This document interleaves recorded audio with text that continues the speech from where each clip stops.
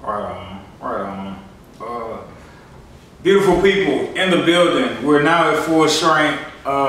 Three of us in the flesh, minus one, but nonetheless, our brother Spirit is here with us via Zoom. I am Sedacious in the building. Holla at the people. We celebrating being in person and our 100+ episode. Finally.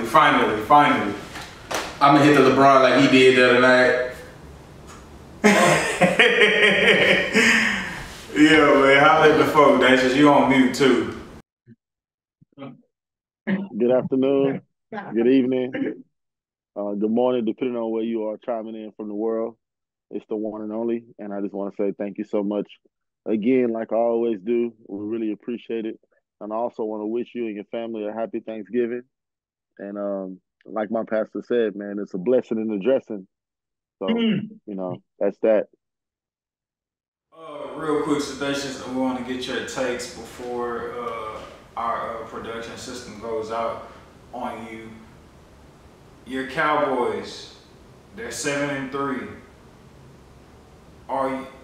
You know what? I don't know if you may be like the most hated Cowboys fan, because you like really don't be like fanboying out. At least I believe. I feel like you always try to keep things in its proper perspective. And with that, is there anything to hang your hat on in regards to a win over the Carolina Panthers? Shout out to y'all defense, by the way, helping me out in fantasy. No, not at all.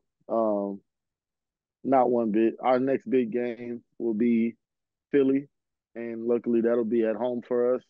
And if we can beat Philly, that'll be momentum to take into Christmas Eve playing Miami. And if we can beat Philly and Miami, I feel good going into the playoffs, like really good. But that's if we can get that Philly game, which is after the Commanders next week. And then, going into Miami. Because if we beat Philly, there's no way we don't beat Miami. So, we talked, this is our first topic when we started the show. Patrick Mahomes, if you are a fantasy owner and you have Patrick Mahomes as your quarterback, do you get rid of Patrick Mahomes solely based off the fact, not of his production and his capability, but because his receiving core is making it extremely difficult for him to be the great Patrick Mahomes? Never. I don't think there's no world where I give up Patrick Mahomes. I'm sorry. I don't care. And really, I feel like if you take away Travis Kelce, we really start to see Mahomes go into that Brady-esque category where you just make everybody around you good. I think right now Travis Kelce is a little bit of a crutch for him, and Tyreek Hill was kind of a crutch for him, but he had Travis Kelce. And so having Travis Kelce still dependable as he is, you could live with Kadarius Toney dropping three balls, pause.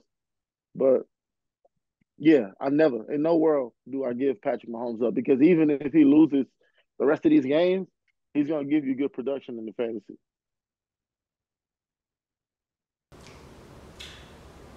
All right.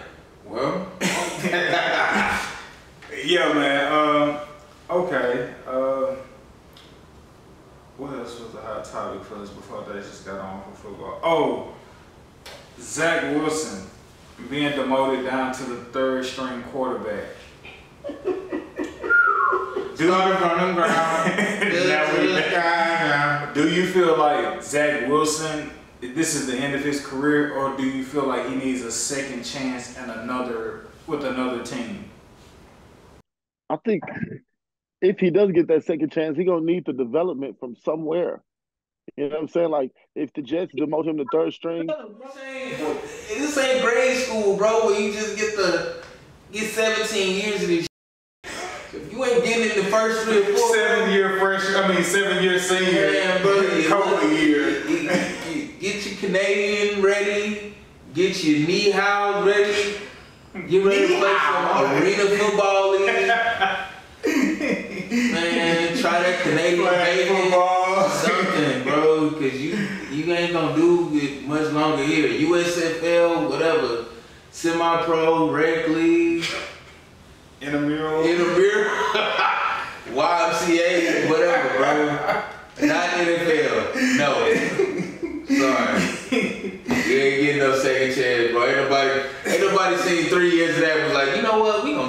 chance. If he had some, you know, if he had an even better defense with even better receivers, no. I'm sorry, Nathaniel Hackett has ruined another career. I'm sorry, but he was terrible before Nathaniel Hackett got there, so it probably ain't Nathaniel Hackett. He probably just sucked.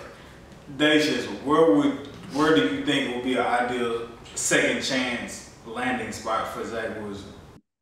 No, there's nobody who's gonna go out and put up anything for him with his resume. You know, it's just he needs. I don't ever see a time where Zach Wilson took a development year. You know what I mean? It's like there's no way that y'all developed him good enough when y'all was trying to go get Aaron Rodgers. Like there's no way. That'll be the perfect development. Who else would you want him to sit behind? And mind you, I did make the comparison to Zach Wilson when he got drafted.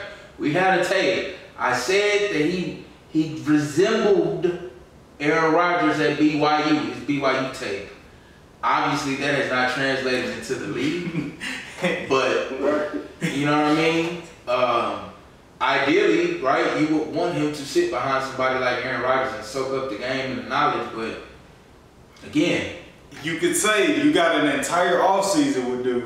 What is there to show for it? Nothing. Because you still make the same decisions that you once did. You don't push the ball down the field. I mean, Mike White showed up Zach Wilson last year. They cut Mike White. Mike White was very formidable. Nah, I ain't gonna lie. I think Mike White would have been perfect.